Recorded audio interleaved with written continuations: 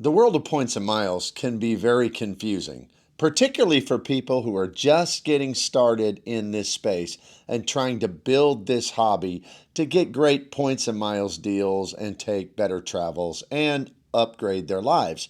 And it even can be hard for those of us who are kind of deep into the game and more advanced in the hobby. And that's because there's so many facets to it, and not everybody agrees. Even the experts, even those of us who are, quote, content creators. I mean, you might hear something from one person where they tell you, well, cents per point don't matter. And then there are those of us who really think cents per point is like the most important thing that there is. Then there are those who tell you, well, you should only spend on your cards in an organic way, things that you would normally spend on. And then there are some of us who say, well, no, I mean, the whole purpose of this hobby is to upgrade your life and to have experiences and be able to do things and buy things that you wouldn't normally buy. I mean, those are completely opposed positions, exactly the opposite of one another. And so people have to sift through all of these things. Now, there are some things that generally most people agree on, like you should never carry a balance on your cards. You should always pay off your cards every month and never pay interest to a bank, or it negates all of your rewards. So there are some things that are universally true, but there are more things where you watch one creator or you watch someone else and their perspective, and they're going to be completely polar opposites. What's a person supposed to do in that situation? Well, I wanted to do a video that kind of looks at it a little bit differently, because I think part of the problem is that we look at points kind of like we look at money. And credit card points are not money. They are not. Yes, you can cash it in for money. In other words, if you have things like Wells Fargo, you can cash those in for 1 cent per point. And if you have a American Express Charles Schwab Platinum card, you can cash those in for 1.1 cents a point through Charles Schwab. I mean, there are ways to do that, but other ecosystems have much lower redemption rates. So you can do that, but that's not generally what people are talking about in this space when they're talking about flying business class or going to the Maldives and staying in an overwater villa. Those are very, very different things.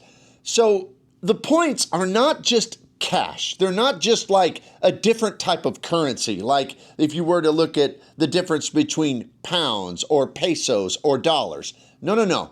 To me, they're much more like a barter system.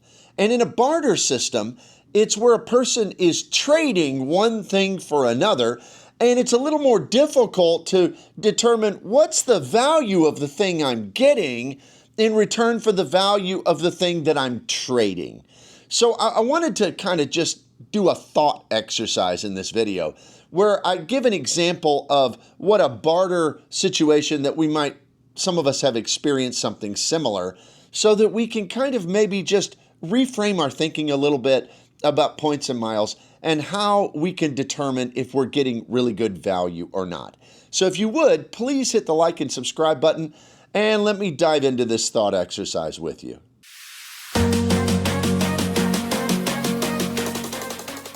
Now, to examine this idea of bartering, let's just imagine that you wanted to sell something. So in this example, we're just making all this up. But if you were to have an old pickup truck that was worth maybe $2,000 if you were to sell it to a private party, and you put it on Facebook Marketplace and you said, I would like to get $2,000 for this truck. Now, there may be people who try to buy that truck from you for cash, and most likely there will be. And they might try to make you an offer that's lower and get it for a better deal, or someone may come along and just pay you what you're asking. But a lot of times, and if you've used Facebook Marketplace, you know this is true. If you put a larger, somewhat more expensive item on there, like a vehicle, you're going to get a whole lot of people who send you a message and they want to trade you something for it. That's bartering. So somebody sends you a message and says, hey, I'd like to trade this jet ski that I have, this older jet ski. And you look up, well, what's this jet ski they're wanting to trade me for? And it's not new. It's not super nice. They say it runs, but maybe it needs a little work, whatever it may be. And you look it up, and that jet ski is worth $1,500. Now, you might think, why would anybody on earth trade a truck that's worth $2,000 for a jet ski that's worth $1,500? Well, that's a pretty good question. But I would think that there are people who do that only because, well, I'd like to have a jet ski and I don't want to go to the trouble of selling my truck. I don't want to be inconvenienced to sell it. So because I kind of wanted a jet ski anyway, I'll just take this deal to save myself some hassle. Now, if that were the case, then they would get their jet ski, and if they didn't like it after a while, they could sell it, but they're only going to get $1,500. So the truck was worth more than they're trading for. Now, their second option is they can just say no, and they can hold out and sell the truck for $2,000. And they're just kind of getting a one-to-one value of what that truck is supposedly worth. But now let's expand the illustration to some things that I think would fit better in the points and miles world. So let's imagine that someone comes back and this person owns an auto repair shop. And they say, listen, I'd like to have that old truck, but I don't have $2,000 to give you. But I own a car repair shop, and I'd like to give you credit at my car repair shop for up to $3,000 in repairs, oil changes, new brakes, new tires, whatever it may be. And you can use this anytime you want. It doesn't expire. We can make this trade. However, they say, but you have to be the one. In other words, you can't take this $3,000 in value and you can't sell it to somebody else. Now, you could go in if your kid needs new tires, as long as you're with them, you could get it. Or you could take your neighbor. If you took their car in, you could get their oil changes. So you're getting $3,000 in value for your truck that's worth approximately $2,000, but it comes with some kind of restrictions, right? You do have to use it over time. You have to be the one who takes whatever vehicle it is in. It can be used for some other people in your family and some other friends, but you have to be the one to initiate that. You have to be involved in that process. You can't just sell it and them take it and use it on their own. You kind of understand where this illustration's going. Then let's imagine a fourth offer that you get. So somebody who owns a restaurant, let's say a decent steakhouse in the town in which you live. They say, man, I need a truck to make deliveries or whatever it is, but I don't want to pay $2,000. Let me tell you what I'll do. I will give you $5,000 in value at my restaurant. Doesn't expire. You can use these $5,000 credits and you can get steak dinners for the next 3 years or whatever. You can come in and get appetizers. You can get drinks. You can bring your whole family, whatever it may be. But again, the only restriction is you have to be there to pay the bill or to sign for the bill and then reduce it from your $5,000 credit. Now, when you look at all of these circumstances, you have something that's worth approximately one-to-one value, $2,000. For convenience sake, someone might consider trading it for a $1,500 jet ski just because they want one and they don't want to go through the trouble. Not a very good redemption deal, not a very good trade. But then you could just sell it, get your one-to-one value. Okay.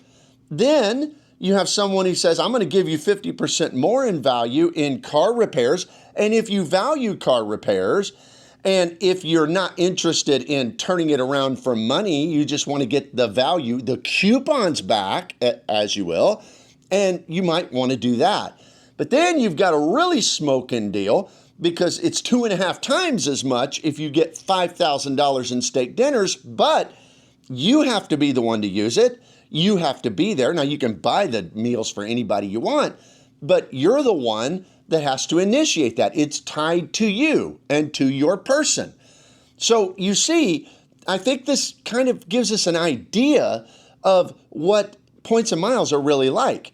There are many different uses for points and miles. Some of them, frankly, just on the numbers aren't a good deal. But some people make those choices because, well, it's convenience and I don't want to have to pay cash for something and I don't want to have to go to the trouble of passing out my points and then turning around and paying cash. Hotel redemptions are kind of like that much of the time because hotel redemptions just don't add up to a whole lot of extra value. usually over what you could just cash out your points for. I mean, Hilton points are like half a cent per point on average. Marriott's are like 0.8, 0.7 cents per point on average. IHG, half a cent per point. Now, Hyatt can be a little better, so that may be more like the third option where you're getting 50% more, but that's kind of how you'd have to look at it. You're trading your points for something that you are determining the value for you. But then there are other things. There are things like domestic airline tickets. Now, domestic airline tickets, I pretty much, because I don't fly Delta very much on points, and they're the ones that are a little bit lower. But when it comes to United, American, Alaska, these points, generally I get around 2 cents up to sometimes 3 cents per point in value. So to me, that is like trading my truck, so to speak, for this car repair deal that's worth about 50% more. And in that scenario, I'm getting back something, but it's tied to me. Now, I could book tickets for other people, but it's still tied to my rewards number, and those points are captive in whatever program that I transfer them to. And then imagine the last example we gave. And to me, that would be much more like booking for business class, transferring your points and buying business class tickets, because in that scenario, you can get, I just booked one yesterday and got over 5 cents per point for a business class ticket from Europe back to the US. So that's like trading my points for maybe that meal deal where I get $5,000 in value. Again, it's tied to me because it's going into my rewards account. I have to book for myself and maybe others, but I still have to be the one to do that. So there are restrictions to it, but I'm getting a much, much, much better value. Now, what does all this mean? Does that mean trading for the jet ski is not good? Well, for me, it wouldn't be. I'd just sell my truck. I'm willing to go through the hassle and buy me something a little bit better jet ski, or buy that one and pocket the $500. But for some people, hassle is not something they like. They like convenience. They like easy. So that's that kind of redemption. For other people, they like cash back. And I don't care much about that because it just doesn't matter that much to me. And I would rather get outsized value, so I'm not going to do that. But some people do, and they just want the ease of trading in their points for what they see as a reasonable value, which is a one-to-one value. So that would be like selling your truck. Then there are those who try to use their points for pretty good redemptions, and they're getting some outsized value. And that would be like getting the car care benefit in that third illustration we gave. They're getting more in value, although it comes with a little hassle and some restrictions involved because it's tied to them and they have to take the cars in or whatever it may be. But then there's the person who's trading that truck for that $5,000 in value for food, and they're the person who's going to keep track of that. This is the person who is really a deal hunter and saying, wow, $5,000, we can eat there for the next 5 years or whatever. I can take my family to dinner. I can treat people for lunch, whatever it may be. And they know they're going to have to keep track of it. They know it's going to be tied to them, but it's worth it for them to get that incredible value. That's kind of like points and miles. There are different trades that we make with our points. And I know it's kind of complex. And I know that the easy things to do aren't always the most lucrative, but sometimes people just want easy. For me, I want outsized value. So I almost always trade my truck, in this illustration, fictional of course, for the steak dinners because I want to get great value. And frankly, if I wanted to get a jet ski, I just go buy it. And that's how I look at it. So how do you look at it? Does this illustration work or did I miss it? I don't know. I think it's possible. I was trying to find a good way to illustrate exactly how points and miles work because this whole thing about looking at it like money, it just doesn't seem to apply across the board.